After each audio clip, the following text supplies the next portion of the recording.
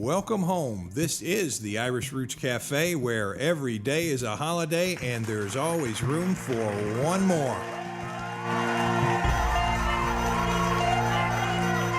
Come right this way. Have a seat with me today in the corner booth.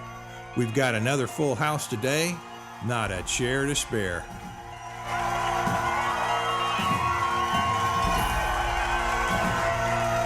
I'm Mike OLaughlin, your host.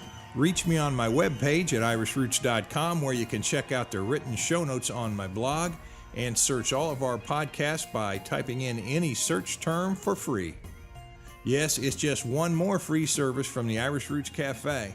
And remember, you can phone me at 816-256-3360 to leave your comments, your family search, or your song or recitation on my recorder. Try it, you'll like it. Celebrating our 57th week, among today's topics are: Graham is the family name of the week, a search for Donahue, Haley, Gaskin, and Kenah. We Are Irish is the website of the day. Start your Irish surname DNA study. County Galway Genealogy is the book of the month. And do you know if you have Scots or Irish Hillbilly ancestors? More about that in a bit.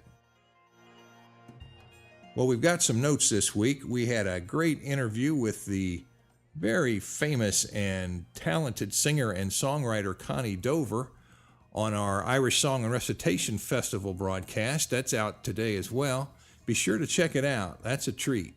Connie has a great blend of old and new world, and she sings a song, plus she recites her title poem from her new book. So there's a once-in-a-lifetime opportunity. And number 2 today, if you're preparing for St. Patrick's Day festivities, please remember that those shamrocks should have 3 leaves and not 4, and that there's no such thing as an Irish family tartan or plaid. That is a Scottish tradition, and it's quite welcome on St. Paddy's Day, of course, but let's give credit where credit is due. And number 3, I've started interviewing again for the Irish in America broadcast, and it looks like we'll have a few shows on the Irish in Savannah, Georgia, thanks to the contacts passed on to us by Walt Harper. Be sure to let me know if you have information to share on local Irish history. I think we're going to start off with the founder of the first Irish dance group in Savannah, and that was in the 1990s, although the real story goes way back before that. And those folks in Savannah have the 3rd largest St. Patrick's Day parade in the U.S. by most accounts. Of course, sometimes that depends on who's counting the crowd, but I think we've all got about the same odds on that. And I'm curious to know how all this came about. And the last note, of course, is that Thomas Mullen has called in, left us a family history note so he might get some help from y'all. Be sure to let me know if you can help. And he had written in early and said that he had found his 2 great-grandparents, and they had left Ireland in 1850. He said they met each other possibly in the South and settled in Minnesota, and I think that was found on the 1860 census. Listen in now as Thomas gives us a note and see if we can help him out. All right. Patrick Mullen, M-U-L-L-I-N. Father was John Mullen. Mother was Ellen Kerrigan. His Patrick's wife, Bridget, was Bridget Murtaugh. Her father was Thomas Murtaugh. Her mother was Bridget O'Donnell. 2 of them left sometime 1850 and came to the U.S. Somehow they met down in Virginia because their first child, 1855 in Virginia, then 1856 in Ohio. They finally made it to Minnesota in 1857 for their 3rd child, and they stayed there from then on. Their last child was Thomas. Somehow he came to Missouri and met my mother, my grandmother. This is all on my father's side. And they had my father right here in Kansas City. And of course, I was named Thomas Mullen, so that's where I get everything. Thank you.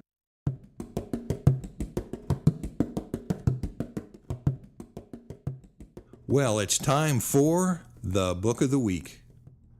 And that book is going to be Genealogy and Family History Notes for County Galway, Ireland, That's one of our 5 new books released this month, and it's all about County Galway genealogy. It gives you some helpful tips and clues, where to look, where to write, what the landscape was in the county, particularly in the 1800s. And here's a few extracts from the book, all just to give you a feel of a little bit of Galway. And what were the most popular names in the 19th century according to the book? Well, it was Kelly, Burke, Conneely, Joyce, McDonough, Walsh, Fahey, Mannion, Flaherty, Murphy, Connolly, King, Keene, Ford, Connor, Lyons, Mullins, Egan, Kinney, and Toole. Now, what are those Tooles doing there? They're starting to spread out, aren't they? We'll have to look into that. And what books and journals might you be looking into? Well, we wrote, here's a sample of the kind of sources. The History of Galway by Hardiman, which is a classic source of history for County Galway, all the way back to the early days. And that book was actually done in 1820, but it's a goodie.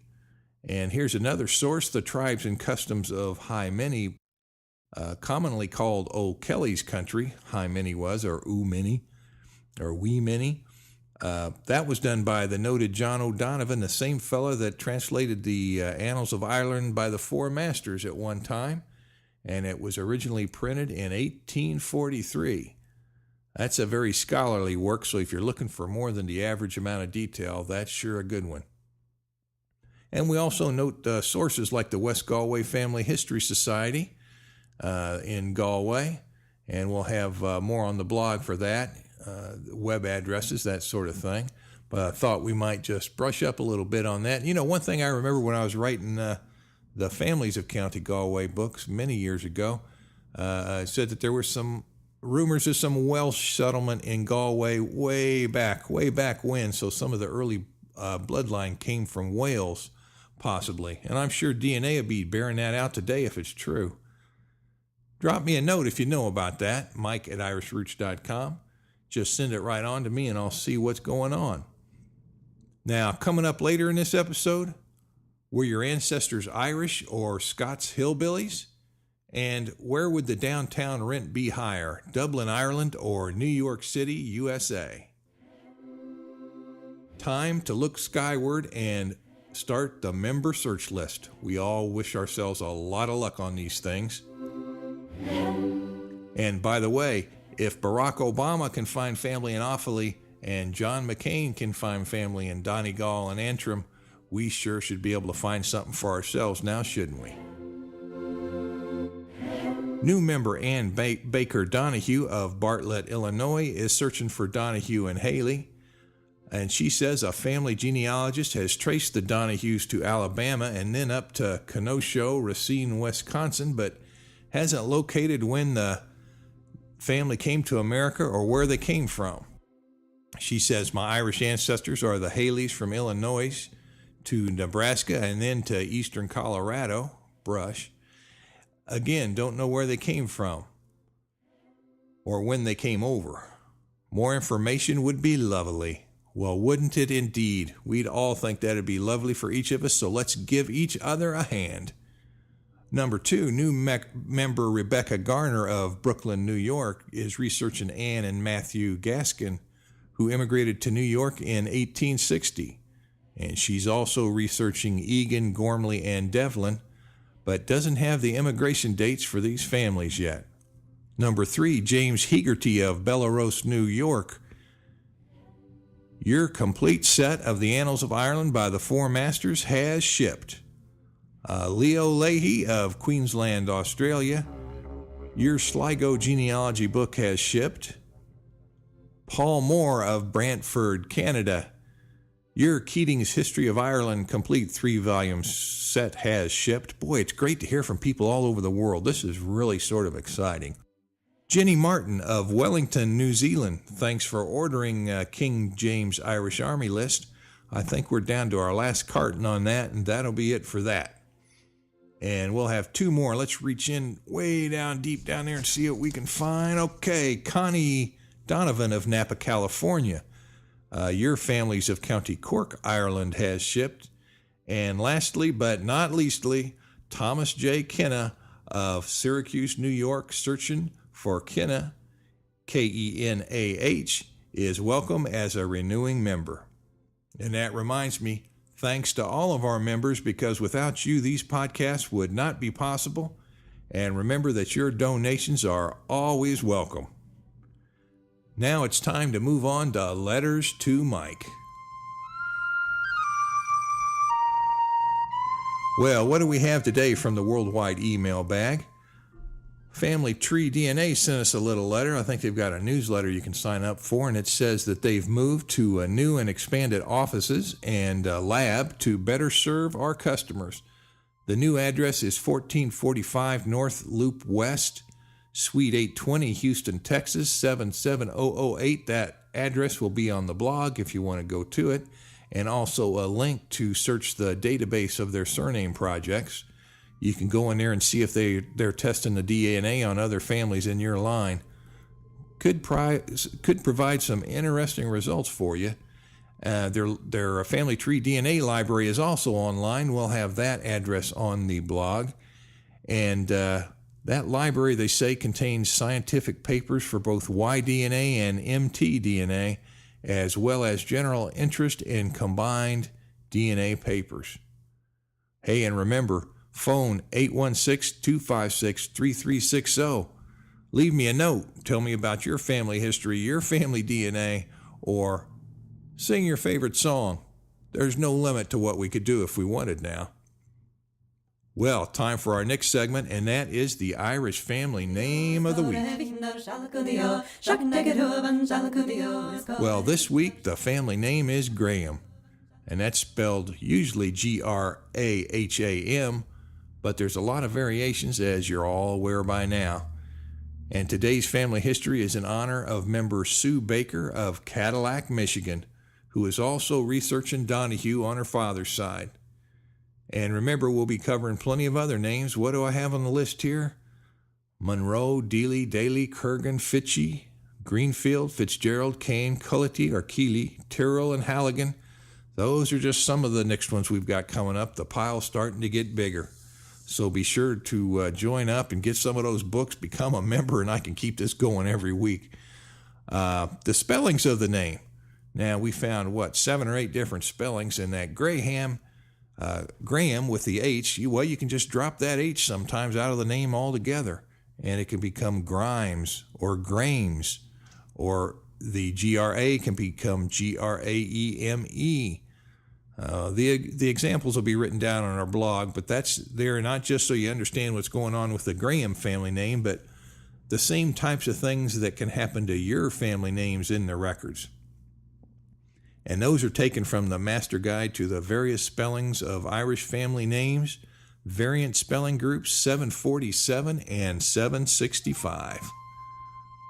Well, now, if we take a quick look at a summary of the name of Graham, you'll see that it's generally assumed to be a Scottish name that settled in Ulster a little bit earlier than most of those names up there that settled.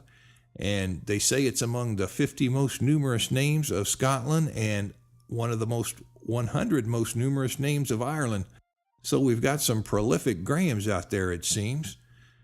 But it's also used for other names. Names like Gormley and Grehan get confused with Graham, or they adopt each other's spelling, so be aware of that. Most often we see that the name in history has been found in County Antrim and Fermanagh, as well as in the city of Dublin. Now, if we go into some of our records here, you'll see that Graham's found as a principal name of Antrim and also in Fermanagh in the census of 1659. And in even more recent times, the 1890 birth index finds the name in County Antrim, Down, and also in Dublin. So there's a pattern there you can see. And spelled as Graham's with an S at the end, it also is given as a principal name of Queens County in the 1659 census. That's not Queens, New York. Now, one family of the name is also noted in Whitechurch County, Kildare in 1565. And you're going to find also in the official records that several were removed with force into Ireland by the king around 1606, according to some accounts. Most of that was taken from the Book of Irish Families, Great and Small. Always like to credit our sources. Now, we'll still stay with that name real quickly to show you what we might find if we look in the Irish Book of Arms. And that shows the arms for a family of Graham of Drumgoon of Ballinacil, Letterfrack, County Galway. And that's given there right along with the drawing of its coats of arms. If we take a real quick move over to our free master index search on our webpage, let me hook it up here. There we go. I'll just type in Graham, and what do you know? We've got all kinds of returns come back. Let's just take a few. You can find it in plenty of books. Our families of County Kerry, Limerick, Galway, and Dublin books all have the name and, of course, the birth index in the 1659 census. And then a genealogical history of the Milesian families of Ireland bears the name as well in that index. And boy, there are several of them in our county genealogy book, our county Antrim genealogy book in particular. And there's 6 listings for the name in our Fermanagh and Louth genealogy book.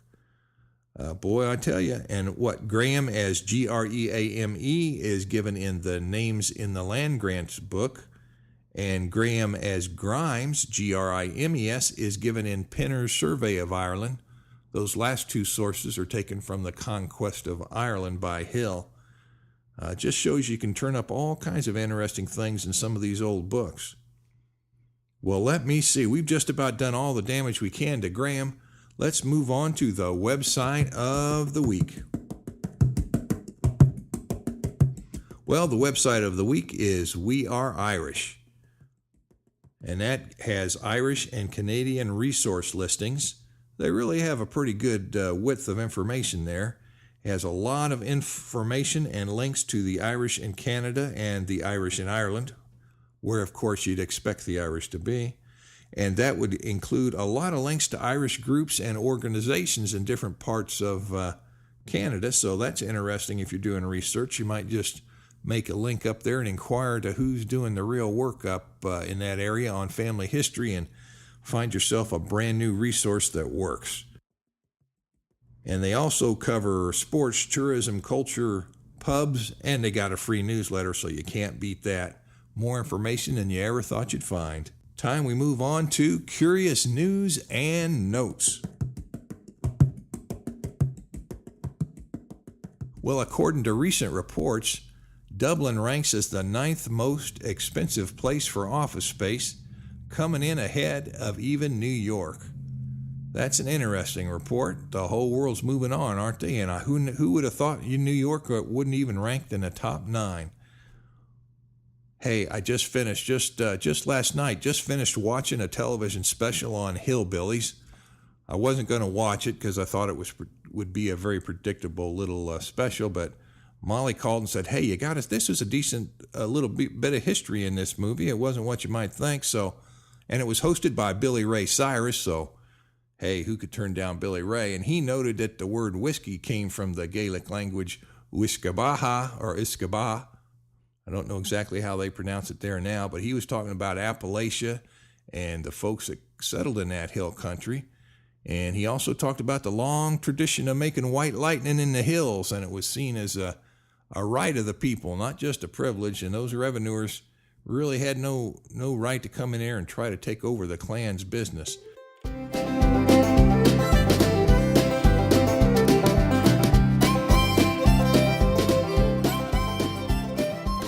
I tell you, it was an interesting little show, and it talked about the Scots who, of course, fought and battled the English for a while, and then they went over into Ireland. The English thought, well, heck, let's have the Irish and the Irish and the Scots fight each other, and they got tired of that and felt a little betrayed at times. So a whole bunch of them came to America, and of course, having come from Scotland originally and settling in Ireland, they became known as the Scots Irish. And I tell you what, they had a pretty distinctive character, and they were awful tough. But you know what? They got sort of moved out of their own country in Scotland, and they moved to Ireland. And in Ireland, they sort of had to get shoved into America. And they got to America, and they say some of the early settlers that held the coastal towns didn't look kindly upon the Scots, and a few Irishmen that probably snuck in there with them. So the Scots said, well, fine on you, and they just went right on into the frontier, and they took over the hill country, and battled the Indians and really protected some of those fancy city folks a little further east. And so they had a rough time of it, but boy, they sure survived, and they're as American as apple pie. They were hardy pioneers. Everybody knows that. They've been accredited to that in almost all the historical sources. But another thing occurred to me, and they showed how the Scots Irish became miners in the communities there, and that the clans were very important in holding the family together. And if you were an outsider, boy, you knew it. And even today, it's sort of like that. And they focused on the mining community and the violent battles between the workers and the boss and the government and the revenuers.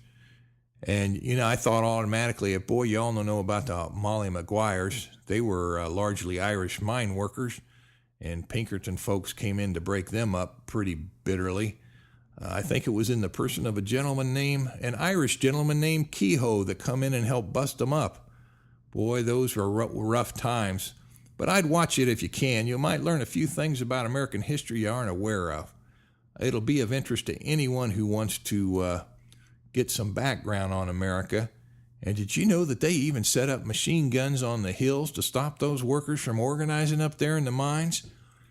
And one day it said there were 50 men killed, and they had to send in troops and National Guard and get the whole country involved. You watch it and learn who paid the price for the freedom that we have today. Well, we've got time just to line up one or two events here.